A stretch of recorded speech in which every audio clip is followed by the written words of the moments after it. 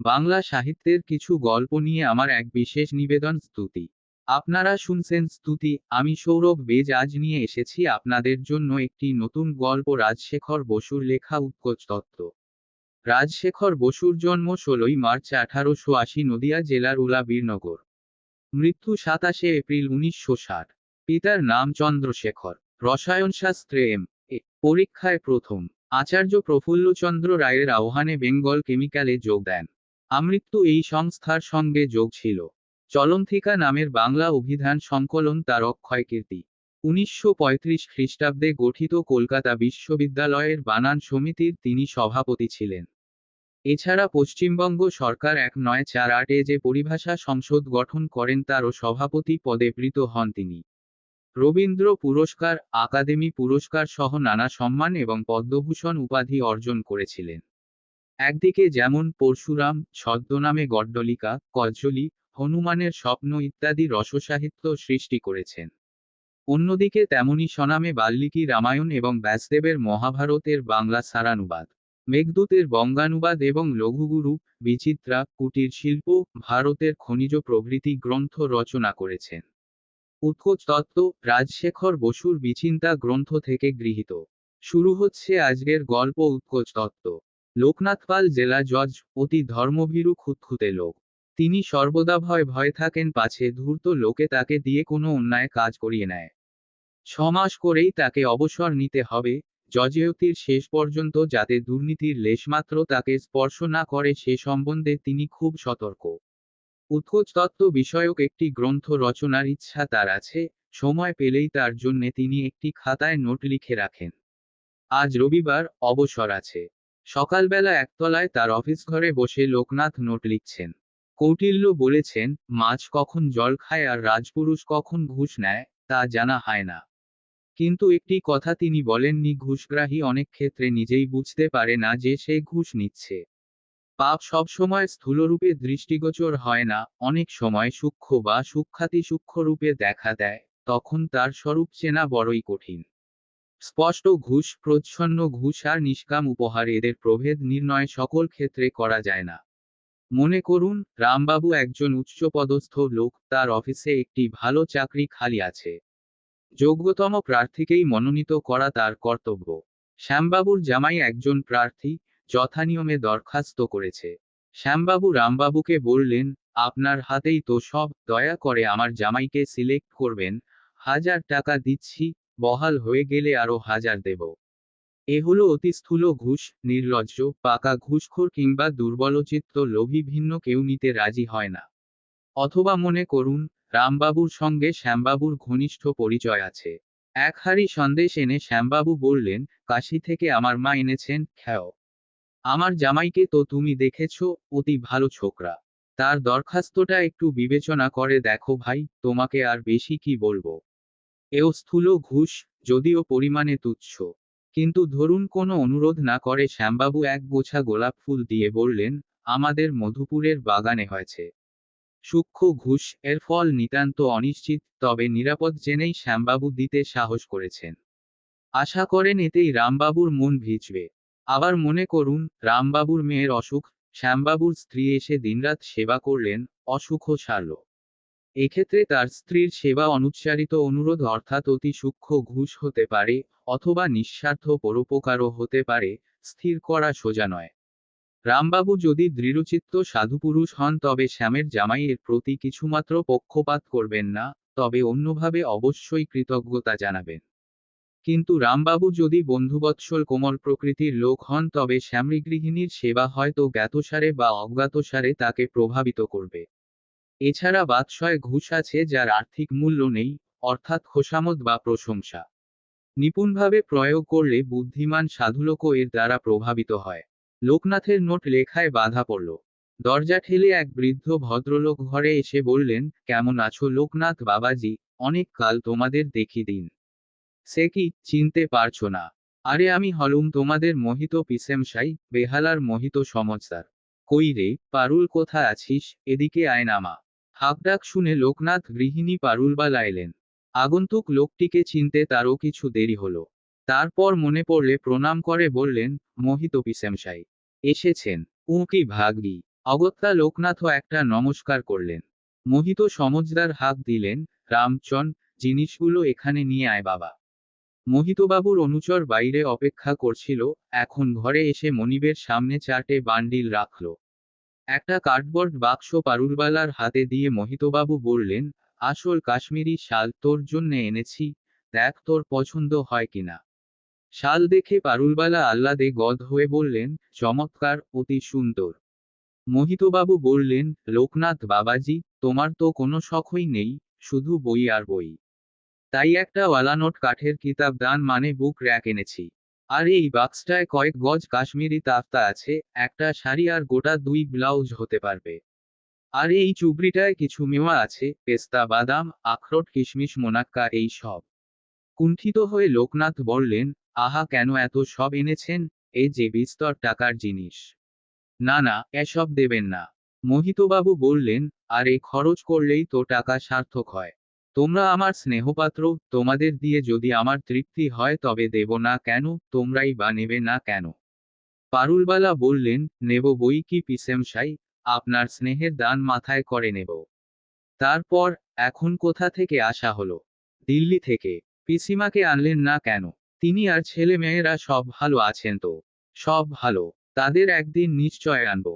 অনেক কাল পরে কলকাতায় এলুম, বেহালার বাড়িখানি যাচ্ছে তাই নোংরা করে রেখেছে।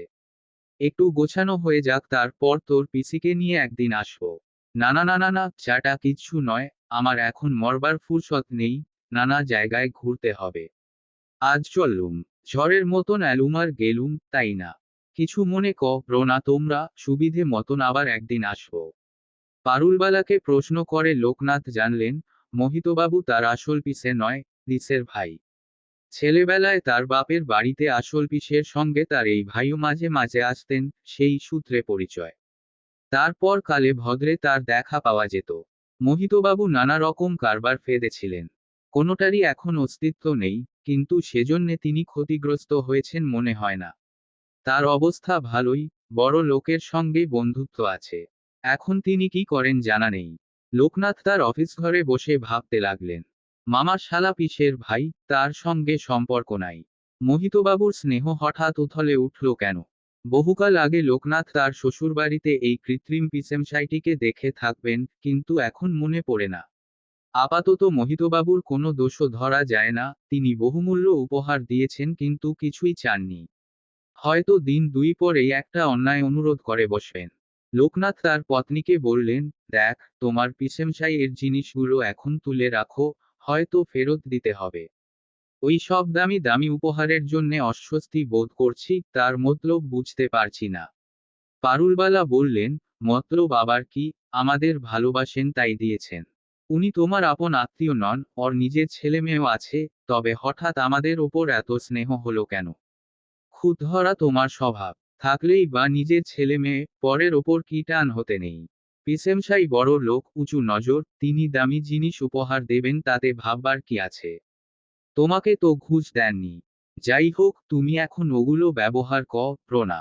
পারুলবালা গরম হয়ে বললেন, কেন করব না? এমন জিনিস তুমি কোনো দিন আমাকে দিয়েছ, না তুমি তার কদর জান। পিসেমশাই যদি ভালোবেসে দিয়ে থাকেন, তবে তুমি বাদ সাধবে কেন? আর দামি জিনিস তোমাকে তো দেননি, আমাকে দিয়েছেন। তুমি যে কাঠের র্যাকটা পেয়েছো সেটা না হয় ফেরত দিও। লোকনাথ চুপ করে গেলেন। 2 দিন পরে মোহিতবাবু আবার এলেন। সঙ্গে তার পত্নী আসেননি, একজন অচেনা ভদ্রলোক এসেছেন। মোহিতবাবু বললেন, বাড়ির সব ভালো তো লোকনাথ? ইনি হচ্ছেন শ্রী গিরধারীলাল পাচারি, মস্ত কারবারি লোক, আমার বিশিষ্ট বন্ধু। ইনি একটা প্রস্তাব নিয়ে এসেছেন। লোকনাথ ভাবলেন, এইবার এপিসের গোপন কথাটি প্রকাশ পাবে। জিজ্ঞাস করলেন, কি প্রস্তাব? আচ্ছা বাবাজি, তোমার সার্ভিস শেষ হতে আর কত দেরি? এখন এক্সটেনশনে আছি, 6 মাস পরেই শেষ হবে। তারপর কি করবে স্থির করেছো? কিছুই করব না, লেখাপড়া নিয়ে থাকবো। হাত নেড়ে মোহিতবাবু বললেন, না না না না না, বসে থাকা ঠিক নয়। তোমার শরীর ভালোই আছে, মোটেই বুড়ো হওনি, তবে রোজগার করবে না কেন? শাস্ত্রে বলে অজরামরবৎ প্রাজ্ঞ বিদ্যামর্থন চিন্তয়েৎ। তুমি হচ্ছ প্রাগ লোক, অর্থ উপার্জনের সঙ্গেই বিদ্যা চর্চা করবে। যা বলছি বেশ করে বিবেচনা করে দেখ বাবাজি। মোহিতবাবু তার মাথাটি এগিয়ে দিয়ে বিশ্বস্তভাবে নিম্ন কণ্ঠে বললেন, ওই গিরধারীলাল পাচারিজি হচ্ছেন সিকিম স্টেটের মস্ত বড় কন্ট্রাক্টর।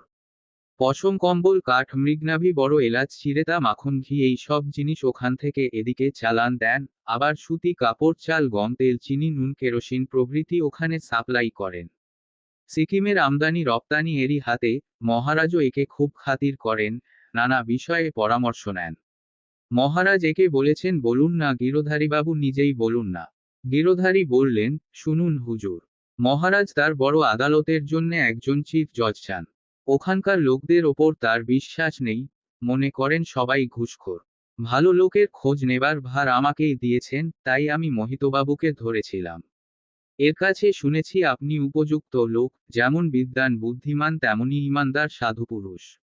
লোকনাথ বললেন, জজের দরকার থাকে তো সিকিম সরকার ভারত সরকারকে লিখলেন না কেন? মোহিতবাবু বললেন, লিখবেন লিখবেন। মহারাজ নিজে লোক স্থির করো যে তারপর ইন্ডিয়া গভর্নমেন্টকে লিখবেন, অমুককে আমার পছন্দ, তাকেই পাঠানে হোক। কোনো বাজে লোক দিল্লি থেকে আসে তা তিনি চান না। খুব ভালো পোস্ট, 10 বছরের জন্যে পাকা। এখানকার হাইকোর্ট জজের চাইতে বেশি মাইনে, চমৎকার টি কোয়ার্টস, ফ্রি মোটর কার, আরও নানা সুবিধে।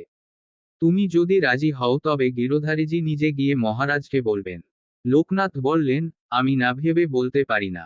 ঠিক কথা, ভাববে বই কি। বেশ করে বিবেচনা করে দেখ, পারুলের 16 পরামর্শ কর, অতি বুদ্ধিমতী মেয়ে। কিন্তু বেশি দেরি করো না, মহারাজ তাড়াতাড়ি ব্যাপারটা সেটল করতে চান, ইনি আবার চায়না জাপান বেড়াতে যাবেন কিনা। দিন কতক পরে আবার দেখা করব। লোকনাথের অস্বস্তি বেড়ে উঠল, তিনি আবার ভাবতে লাগলেন। এই পিসেমশাইটি অদ্ভুত লোক, কেবল অনুগ্রহই করছেন, এখন পর্যন্ত প্রতিদান কিছুই চাইলেন না। দেখা হাক, আবার যেদিন আসবেন সেদিন তার ঝুলি থেকে বেড়াল বার হয় কিনা। 2 সপ্তাহ পরে মোহিতবাবু একাই এলেন। এসেই ম্লান মুখে বললেন, গিরধারীলালজি আসতে পারলেন না, তার মনটা বড়ই খারাপ হয়ে আছে। কি হয়েছে? আর বল কেন, ভদ্রলোক মহা ফ্যাসাদে পড়েছেন। তার মেয়ের বিয়ের সম্বন্ধ পাকা হয়ে আছে, রামশরণ পোদ্দারের ছেলে শিবশরণের সঙ্গে। কিন্তু শিবশরণের মাথার ওপর খাড়া ঝুলছে, এখন বেলে খালাস আছে। ছোকরা এদিকে ভালোই, তবে বড়লোকের ছেলে, কুসঙ্গে পড়ে একটু চরিত্রদোষ ঘটেছিল।